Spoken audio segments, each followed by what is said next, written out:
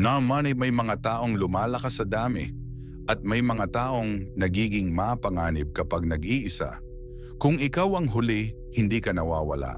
Iba lang ang landas mo. Part 1. Sinasanay tayo ng mundo na maniwala na ang kaligtasan ay nasa grupo, na ang lakas ay nagmumula sa pagiging kabilang, na ang halaga ng isang tao ay nasusukat sa dami ng kakampi, kaibigan o taga-suporta. Mula pagkabata tinuturuan tayong sumama, sumali sa koponan, humanap ng grupo. Maniwala na ang pag-iisa ay kahinaan. Pero may katotohanang hindi madalas sabihin. May mga taong hindi pinapalakas ng karamihan. May mga taong hindi lumalago sa ingay. May mga taong mas nagiging malinaw, mas matatag at mas mapanganib kapag mag-isa. Ito ang kwento ng tinatawag na hari ng ermitanyo. Hindi isang taong tumatakas sa mundo, kundi isang taong sobrang kontrolado ang sarili kaya hindi na niya kailangan ng mundo para tumayo. Hindi siya naghahanap ng tagasunod, naghahanda siya ng kakayahan. Hindi siya humihingi ng pahintulot, nagtatayo siya ng direksyon. Part 2, ang lakas na hindi galing sa tribo. May mga taong hinuhubog ng grupo, mayroon ding hinuhubog ng distansya. Ang lipunan ay nagtuturo na ang tagumpay ay sama-sama. Na ang kumpiyansa ay lumalakas kapag may sumusuporta. Na ang lakas ay nadaragdagan kapag may kasamang iba. Pero may uri ng tao na hindi gumagana sa ganitong sistema. Hindi nila tinatanggihan ang tao. Tinatanggihan nila ang pagdepende. Hindi sila takot mag-isa. Takot sila sa pagiging mahina, madalas silang tawaging malamig, tahimik o hiwalay. Pero ang totoo, sila ay disiplinado. Ang lalaking ito ay hindi gumagalaw ayon sa agos. Gumagalaw siya ayon sa eksaktong kailangan. Hindi niya hinahanap ang lakas sa dami. Binubuo niya ito sa loob. Part 3. Momentum laban sa disiplina. Ang mga grupo ay magaling magbigay ng sigla. Pinapadali nila ang simula. Pinaparamdam nila na magaan ang hirap. Pero ang sigla ay panandalian. Makikita mo ito sa gym tuwing Enero. Puno ng pangako, puno ng plano. Pagsapit ng Marso, karamihan ay wala na. Ang natitira ay hindi yung pinakaganado, kundi yung pinakadisiplinado. Ang hari ng ermitanyo ay gumagalaw kahit walang nanonood. Nag-eehersisyo kahit walang papalakpak. Nag-aaral kahit walang papuri. Hindi siya umaasa sa emosyon para kumilos. Umaasa siya sa istruktura. Kapag humina ang ingay, tuloy pa rin siya. Kapag nawala ang sigasig, gumagalaw pa rin siya. Ang grupo ay nagdadala ng galaw. Ang pag-iisa ay nagdadala ng husay. Part 4. Bakit pinapahina ng tribo ang desisyon? Ang grupo ay nangangailangan ng kasunduan. At ang kasunduan ay mabagal.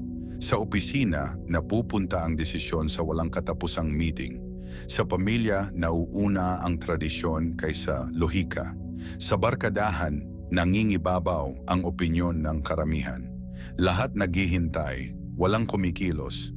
Ang hari ng ermitanyo ay hindi naghihintay ng permiso. Sinusuri niya ang sitwasyon, nagdedesisyon, kumikilos. Kapag mali siya, inaayos niya. Kapag tama siya, tinutuloy niya. Kapag ikaw lang ang responsable, mas malinaw ang isip. Kapag ikaw lang ang sasalo ng resulta, mas maingat ka. Ang taong laging humihingi ng pahintulot ay laging mabagal. Part 5. Panloob na hierarchy. Karamihan sa lalaki ay sinusukat ang sarili sa ranggo, sa titulo, sa posisyon. Ito ay panlabas na hierarchy.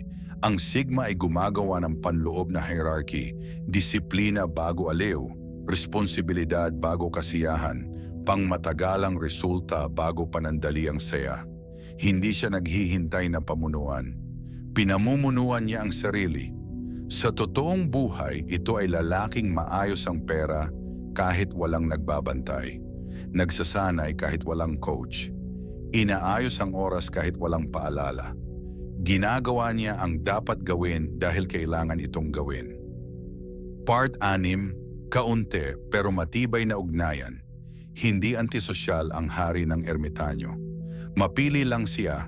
Alam niyang maraming relasyon ay nabubuo lang dahil sa ginhawa. Kapag nagbago ang sitwasyon, nawawala rin ang koneksyon.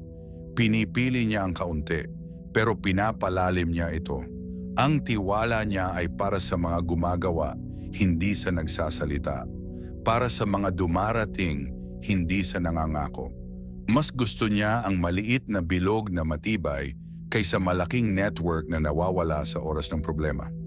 Mas kaunti ang ingay, mas mataas ang tiwala. Part 7. Pagkakakilanlan na hindi nababasag, ang identidad na nakatali sa grupo ay marupok. Kapag nawala ang grupo, nawawala rin ang sarili. Kapag bumagsak ang kumpanya, nawawala ang direksyon. Kapag nasira ang komunidad, nawawala ang saysay. Ang hari ng ermitanyo ay may dalang identidad sa loob. Hindi ito nakaangkala sa logo, titulo o label. Ito ay nakaangkala sa disiplina, halaga at kakayahan. Kaya kahit may tanggalan, kabiguan o pagkawala, tuloy pa rin siya. Ang taong may sariling angkla ay hindi inanod ng bagyo. Part 8. Seguridad na galing sa kakayahan. Ang tribo ay nagbibigay ng proteksyon, pero kapag bumagsak ang sistema, nawawala rin ito. Ang Sigma ay nagtatayo ng seguridad sa pamamagitan ng kakayahan, kasanayan, mapagkukunan, paghahanda. Mas inuuna niya ang kalayaan kaysa utang, kahandaan kaysa ginhawa, lakas ng isip kaysa emosyonal na pagdepende. Hindi siya naghihintay ng sasagip. Gumagawa siya ng opsyon. Ang sariling seguridad ay hindi madaling agawin. Part 9. Psikolohikal na lakas ng pag-iisa.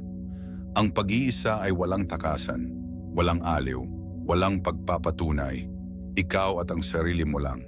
Dito nahahasa ang emosyonal na kontrol. Dito lumalakas ang focus. Dito nabubuo ang tibay ng isip.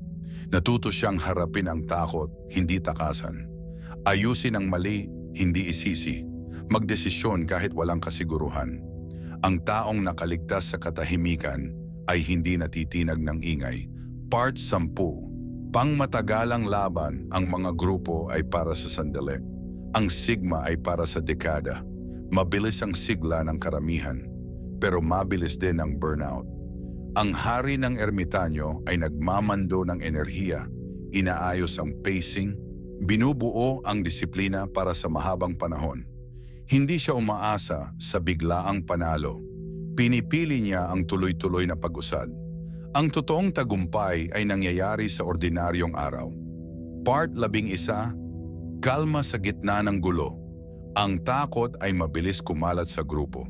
Isang panik, sumusunod ang lahat. Ang hari ng ermitanyo ay hindi nahahawa. Ang emosyon niya ay hindi galing sa iba. Kaya niyang mag-isip habang ang iba ay natataranta. Sa krisis, siya ang kumikilos, habang ang iba ay naghihintay. Ang distansya niya sa karamihan ang nagbibigay sa kanya ng linaw. Part 12.